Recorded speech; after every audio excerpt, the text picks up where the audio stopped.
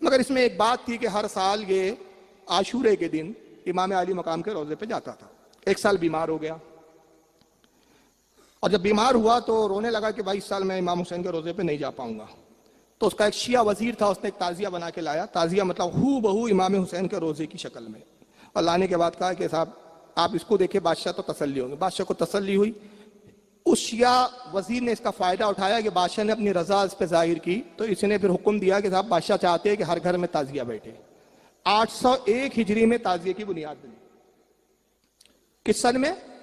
801 ہجری میں تیمور لنگ نے اس کی بنیاد ڈالی. پہلے تعزیے گھروں میں رکھے گئے، پھر جلوس نکالے گئے، پھر جلوس کے ساتھ ماتم شروع ہوئے. وہ بہت ماتم کب شروع ہوا میں بعد میں بتاؤں گا. یہ تاریخ کی کتابیں، اور میں نے جن تاریخ کی کتابوں سے حوالے پیش کیے یہ اہل سنت کی کتابیں نہیں، شیعہ کتابوں سے پیش کر رہا ہوں.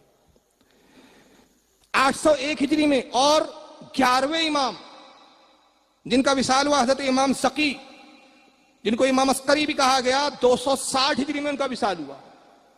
یعنی امام عسکری کے 541 سال کے بعد تعزیے کی بنیاد ڈلی. کتنے سال کے بعد؟ 541 سال کے بعد. بتائیے جو امام کے انتقال کے 541 سال کے بعد جس چیز کی بنیاد ڈلی، تو وہ مذہب کا ایسا کون سا حصہ ہو سکتا ہے کہ آج جاہل خادم و مجاور کہتے ہیں جو تعزیے نہیں نکالتے وہ غدار حسین ہے، وہ غدار اہل بیت ہے. محبت اہل بیت کے لیے تعزیے سے کیا تعلق اس کا بھائی؟